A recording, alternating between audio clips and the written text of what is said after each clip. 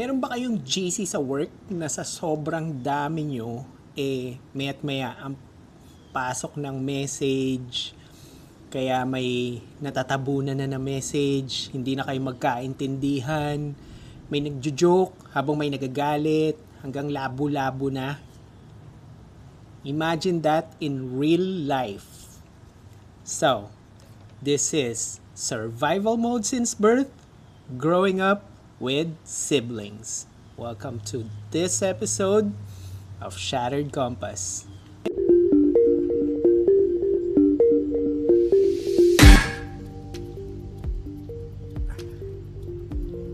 So as I've said before,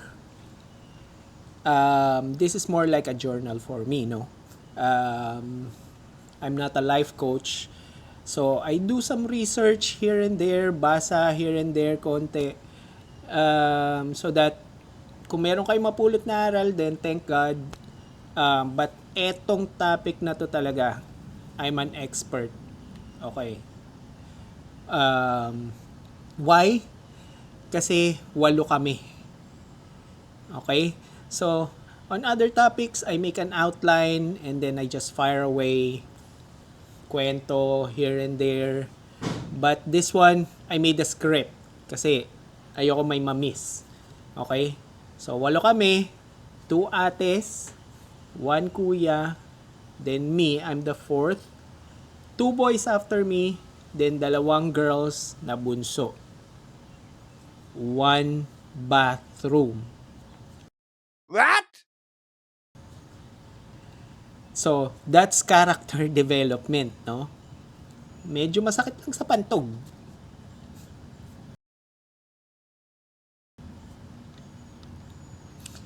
May umiiyak, may sumisigaw, may nagrereklamo na may kumain ng hindi kanya.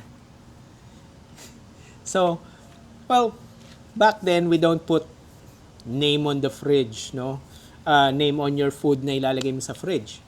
So, medyo maganda is you say goodbye to that food na ilalagay mo doon, no? Hand-me-downs, yung mga pamana weren't optional, no? Kahit sapatos may history. Lalo na ako kasi fourth ako, tapos halos magkasunod kami nung kuya ko. He's a little over a year older than me. So, there was a time na may bago siya, mas excited ka pa, no? Na, time will come, magiging akin ka din. Mga ganun. But honestly, the chaos wasn't the real lesson. Okay? Your older siblings being the beta version ng pagiging grown-up sa bahay. So, lahat ng rules, mga eldest muna nakakatest. For others, curfew. So, sila unang nahuhuli, no? There was a time na bihira naman kami lumabas ng bahay to play sa streets. Okay? And why? Because may buong tropa na ako sa loob ng bahay. So, well, sa second floor din yung bahay namin. And beside the very busy street sa Sampaloc, no? So, as I was saying, eldest, sila yung first. Sila yung first na narinig mo nagka-crush or boyfriend or girlfriend. So, tayong mga mid, sometimes, watching quietly lang tayo, no? And learning. But, syempre, gitna tayo eh. So, meron din times na we're the ones who test the rules. Actually, for me, I push the rules, no? Medyo, tayo. Alam nyo na yun. But growing up, you don't realize the pressure.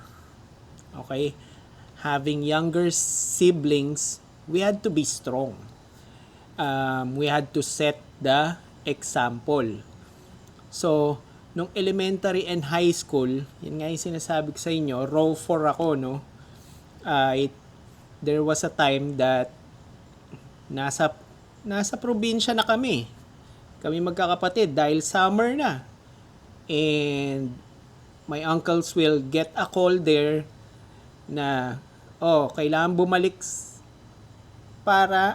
kong bumalik dahil I will be taking summer class to pass a subject. Okay? So, nangyari is, pati yung sumunod sa akin, napapabarkada din. So, just recently lang, no, sabi ko sa mama ko, siguro I think it was just last week, I told my mom na there was a time nung late high school ko, third year, tumaas na yung grades ko, no? As in, I'm getting perfect scores, no? Chemistry, physics. So, sabi ko sa kanya, maybe because kasi nung first part ng high school ko and then when I was in elementary, ang aga-aga namin lagi po papasok kasi maaga yung school. And then nung third year, panghapon na ako.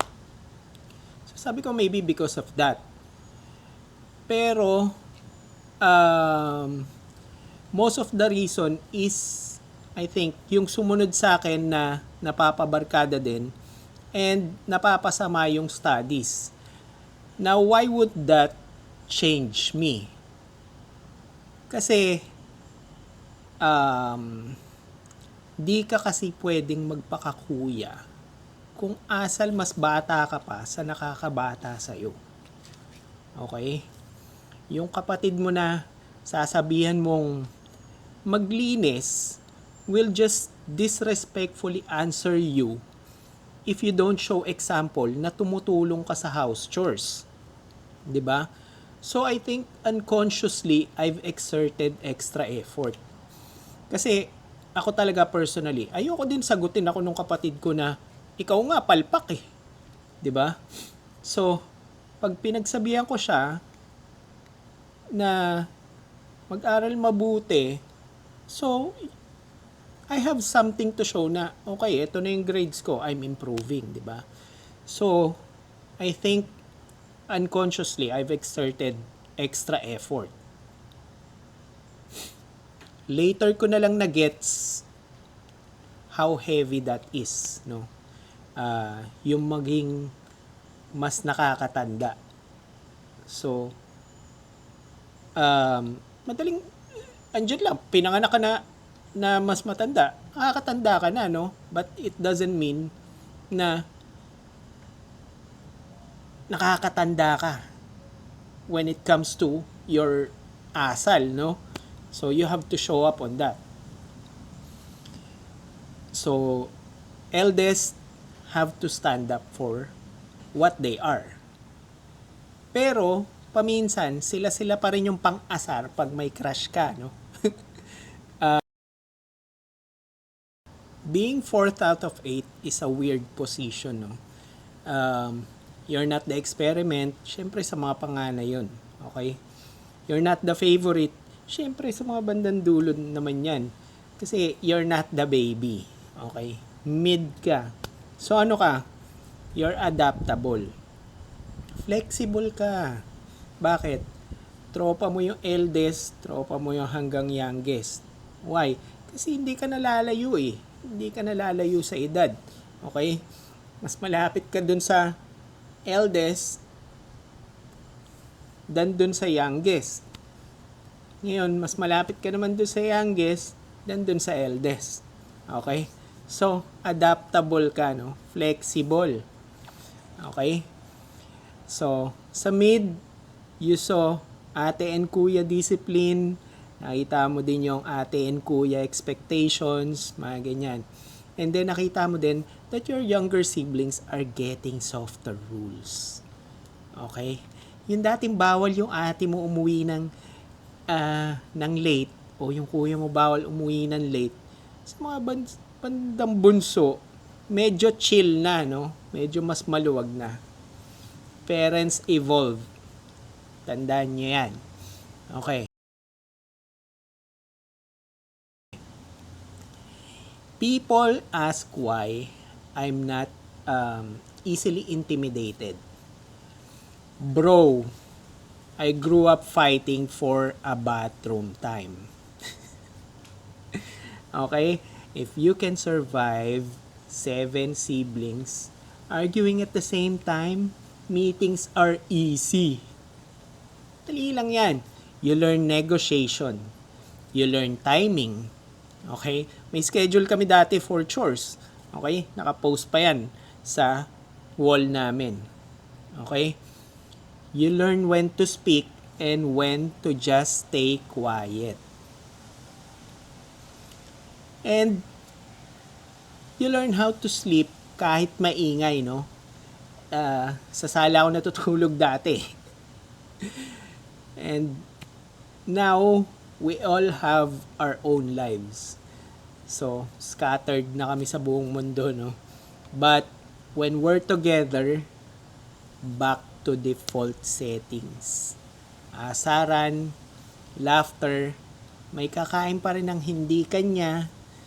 But, if someone messes with us, you mess with all of us.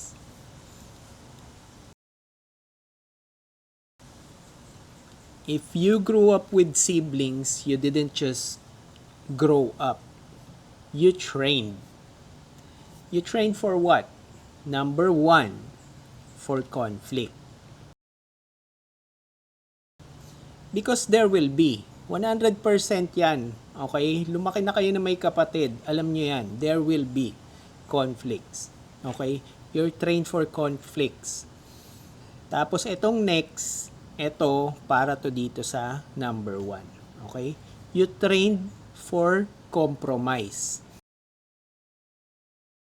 Okay? Ito sasabihin ko sa inyo. You will only grow apart kung di nyo to gagawin. Okay? You should acknowledge that there are times na yung mas bata mong kapatid is tama and ikaw ang mali. Or vice versa. Okay? Sa amin, may kapatid kaming accountant. Okay? So, di ka na makikipagtalo dun when the convo is somewhat going to budgets and money talks, no? May kapatid kaming doktor, nurse, and law grad. So, pagdating sa areas na yun, silent na ako, no? Medyo nagmamarunong akong konti kasi kuya ako. Hirit ka lang ng konti, medyo parang pabulong lang. Pero, hindi ka hindi ka na magmamagaling masyado. Okay? Pero pagkalokohan ng usapan, kaming mga boys na yan sa pamilya namin. Okay? Walang makikipagtalo. Expert kami dyan. Okay? So, number 3, you've trained for loyalty. Okay? Remember this. Family always comes first. Okay? Your friends might leave you, but your family won't. Tandaan nyo yan. So, you're trained for loyalty. Be loyal to your family. Advice ko sa inyong lahat, lalo na mga adults or young adults na kayo, cherish every moment. Magkakaroon kayo ng kanya-kanyang buhay, mamimiss nyo yan. Always remember, hindi lahat ng bagay dapat pagtalunan. At pag umiinit na yung usapan, hit pause. Okay? To be continued pag medyo na imasmasan na. Okay? And then, when the time is right, it doesn't have to be right away. When the time is right, you say sorry. Okay? Doesn't matter if you're wrong. It's your sibling. Okay? Malaki ka na. Learn to say sorry. Kahit sabihin mong, yun pa din ang stand mo sa pinagtalunan nyo, but just say sorry. Okay? That's maturity. Ewan ko, sa aming magkakapatid, ewan ko lang, no? I just don't remember na meron kaming pinagtalunan na talagang umabot sa samaan ng loob. Maybe because our parents put God as the center of our home, no? Thanks to my mom and dad. Thank you, mama and papa. So, and meron nga kami mga tropa nun, no? Tropa namin magkakapatid. Minsan magsasabi sa amin, oh, pwede ba magpaampon sa inyo?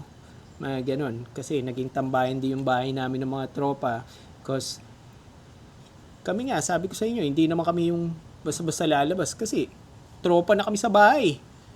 So yun, they go to our home, punta sila sa bahay. Sometimes sinasabi nila yun, no? Lalo na nung Youth for Christ pa kami. So, and my parents would treat our friends like one of their own. So, I miss yung kumpleto kami magkakapatid, magkakasama. Because I haven't been home for 6 years. At dahil we are scattered around the globe, medyo hindi lang mahirap to organize but medyo magastos na, no? Also, na magkaroon ng get together. Kaya, sinasabi ko sa inyo, while you can, enjoy every moment. Because, pag malaki pamilya nyo, there are lots of laughter and smiles. So, a life full of smiles is a life full of love. And a life full of love is a life well lived. Okay? That is how we thank God sa borrowed time natin dito sa mundong ibabaw. Okay? So with siblings, that is chaos-built character. Kaya lang sana minsan, may natitira pa ring fried chicken para sa atin, no? So thank you for watching. Hope you enjoyed this episode and I'll see you next time on Shattered Compass.